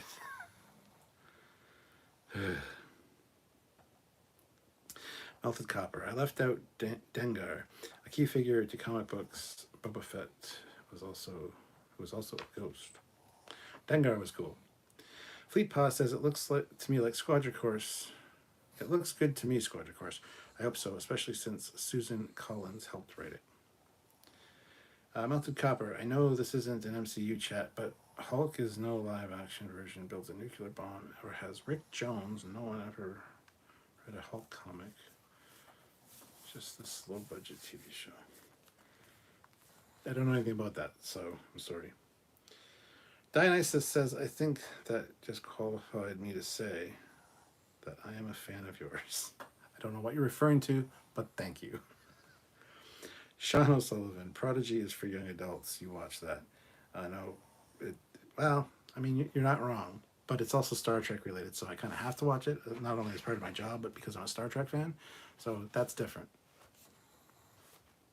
It's not a whole new franchise. Admiral Stone, another thing that makes the HG prequel meth. Charlie Penguin's O is not in it. I have no idea what any of that means. Melted Copper, Captain Foley is getting hangry. Maybe. Dionysus says, I won't recommend Star versus the Forces of Evil for you then. I have no idea what that is either. So, Avenue Pad, it's fan fiction. I grew up in Star Trek and never thought that. Well, that's too fucking bad for you. Everybody that I knew, that's what was being said, especially after the motion picture. My brother was a huge Trek fan, bigger than me, and that's about the time, that. Anyway, that's what I grew up with. That's the way it is. I don't care if you agree with it or not, but you're done. I'm not going to read any more of your comments. Fleetpaw says, "You're not you when you're hangry, Stuart. You definitely need a Snickers or a blowjob. I'm not me when I'm hungry. I'm better because I get ranty. It's not my fault. Foley is angry. I'm sorry. That's okay. Let's read the rest of your comment. It was obvious that the insignia was per duty. Its enemy Dark was awesome, but they effed that up. James Kirk isn't James H. Kirk. What the fuck? He was never James H. Kirk. He was James R. Kirk on the tombstone. Then became James T. Kirk. And then the T wasn't explained to be what the fuck was that. Nobody knew what T stood for until the animated series where it became Tiberius. So I don't know what you're trying to say, man. City on the Edge of Forever was pretty good, wasn't it? It was. It's fantastic storytelling. It is phenomenal science fiction. Just not good Star Trek. It could stand alone on its own. It was actually designed to stand alone on its own. It was written before Star Trek. It's not a good Star Trek episode. It's a fantastic piece of storytelling. Don't get me wrong. City on the Edge of Forever is great. It's classic. So is Inner Light, but neither one of them is good Star Trek. You could take Star Trek completely out of the equation, and it would still be fantastic storytelling and a great adventure story, or deeper story, whatever. But it does not equal a good Star Trek episode. I'm sorry. I'll fucking die on that hill. Where I actually have the I've got the graphic novel of what the script originally called for the City on the Edge of Forever, and it's so ambitious that they couldn't afford to do it. It was ridiculous. You should make a version of Fanboys, but Trek style. There you go. Avenue Pad said, sorry, R. Kirk. Oh, I guess you get things wrong, huh? Oh, okay. I see how it is. Melted Copper. Once the Borg got a queen, they could banter with them because less creepy, and now some sort of emotional goals over a cold romantic force. Cold robotic force. Oh my god. Robbie Flair. Does anyone think the rear of the Enterprise G is a bit overbuilt? 6 impulse engines? I mean, I get if there's a reason for it. What do you think? Could they have designed it with cleaner lines? Well, they didn't design it. Bill Krause did by himself. It is a kit bashed ship, essentially, from back in the day. It was originally the Shangri-La class. We've done a whole video on it talking to Bill Krause. They didn't design anything. Bill Krause did. And yes, there was actually an explanation for those larger impulse engines. I don't recall what it is, but Bill's design aesthetic and design philosophy is such that everything has a fucking purpose. And yes, it does seem overbuilt. And the fact that they just basically took his original design and made it a little more modern and then sized it up is fucking stupid. But whatever. I've been fans with Bill Krause for I've been friends with Bill Krause for about 6 years, 6, 7 years. Been going to Winterfest. Anyway, yeah, we did a Shangri-La video like fucking years ago because we had a ship design contest on Trekyards. Bill Krause won, surprisingly, with the Shangri-La class, and one of the things he got for winning was to have a video, complete video done on it. He's in the video. Like, I've known Bill for years, so yes, there's a purpose for it. No, they did not design it. No, they designed it. Bill designed it.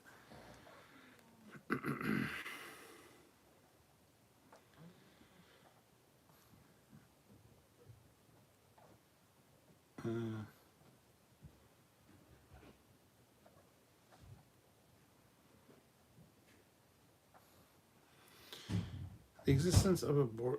Well, hold on. Whoa, whoa, whoa. Avenue Pat. I'm just saying that's because it's on screen. It doesn't mean it's canon. Do we have to come up with some crazy explanation for it with James R. Kirk just because it was on screen? Yes, there is an explanation. And that is that Gary Mitchell either didn't know his friend's middle name or got it wrong because he's an idiot. There is an explanation. There is a fucking, it is included in one of the novels as to why it was erroneously put as an R on the tombstone. And it's because, I think actually Kirk might have pranked him and told him that didn't tell him what his real name was. So according to Gary Mitchell, yeah, it was R. There's explanations for this shit. Just to have a fucking creative, imaginative mind and not be fucking so dull that you can't come up with something really great to craft around a story. The existence of the Borg warmed them up a lot. I read that one. Damn it. What about George and Gracie? Did they ever populate this? Yes, they did. Gracie was pregnant at the time. I preferred Admiral Buck's ship for the era they were designed for. Yes, I totally agree. But what if she had a miscarriage or something? We never saw whales in TNG. Oh my god. Stern Von Ulf, the Wasp and the Shangri-La are awesome TMPR ships, 100%.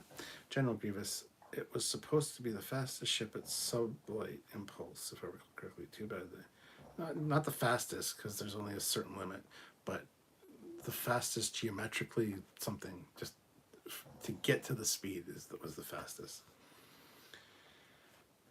The Titan does seem a bit clunky.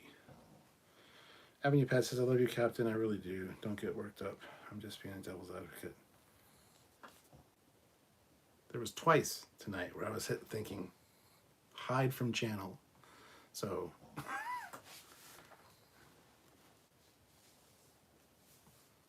it wouldn't have lasted. I would have, but just saying. That's what I mean. That's why, what I said earlier, I understand Terry Metalis to a point because he does a lot of shit that I would do.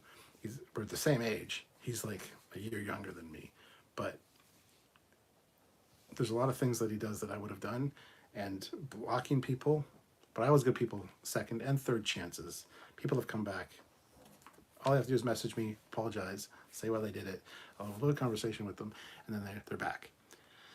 I firmly believe in second chances, 80% of the time.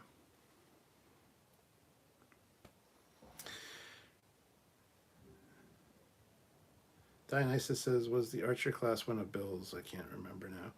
No, I don't believe the Archer class was one of Bill's. I also can't remember. Avenue Pat, if we were sitting around a campfire with some beers, things wouldn't be so heated. It's not heated. I'm passionate, and yes, if people are even around a campfire, I would be like, no, this is how it is. I would be the exact same way. What you see here is what you get. So, yes, I'm passionate about it. And yeah, I would totally be over dramatic about it because I know that I'm right, especially in my head, and I will defend that to the death.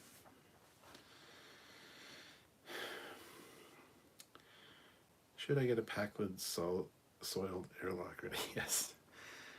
Photon torpedoes were almost fired, but Red Alert was stood down from. Yes. Shatner was smooth, though, with the ladies. I blame Star Trek for having high standards for women. The Sentinel is probably my favorite. I don't understand this. Row, row, row your boat gently down the stream. Okay, you don't have to.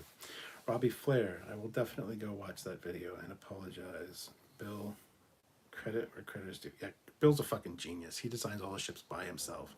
Designs and scratch builds them by himself. His Essex class, the USS Endurance, that should have been the Enterprise G. That should have been the Enterprise G. And we have a video about it. It was a mission briefing about it. So if Fleetpon wants to share that, then you can see what the Enterprise G should have been. And I was speculating. I was guessing that that's what it was going to be for the end of the season. And I was wrong, sadly, but I shouldn't have been.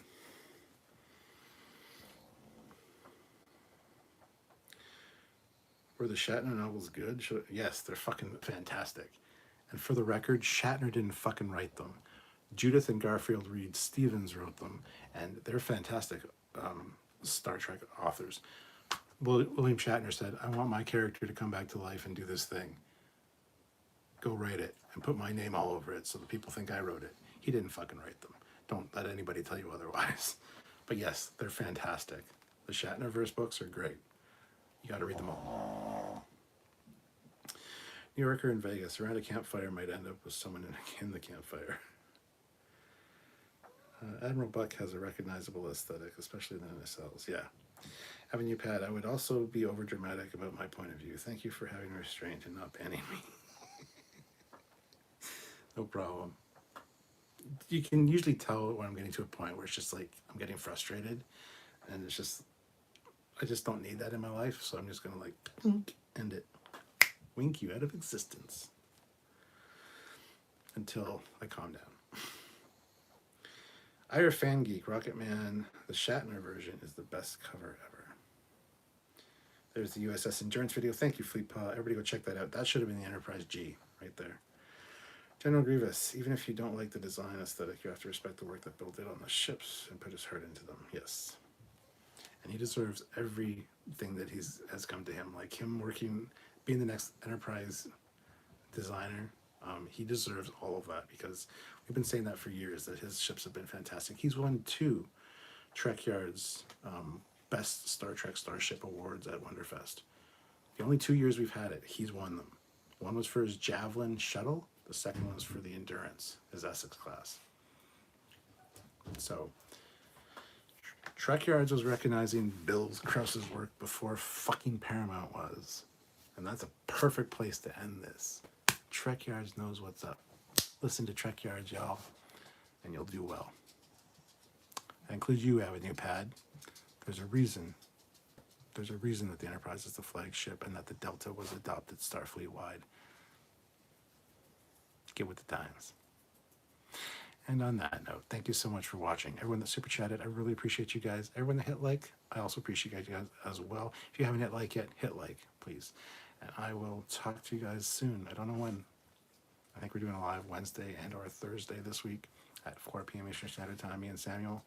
But I like to do the late night lives. It's just kind of random whenever I feel like it or I need to talk and get stuff off my chest or get really emotionally invested in proving people wrong. I'm just kidding. But anyway, on that note, thank you so much for watching. Have yourselves a great night, guys. And check out all the video links that were shared by Fleetpaw. They're all gold. Maybe some silver in there, but check them out.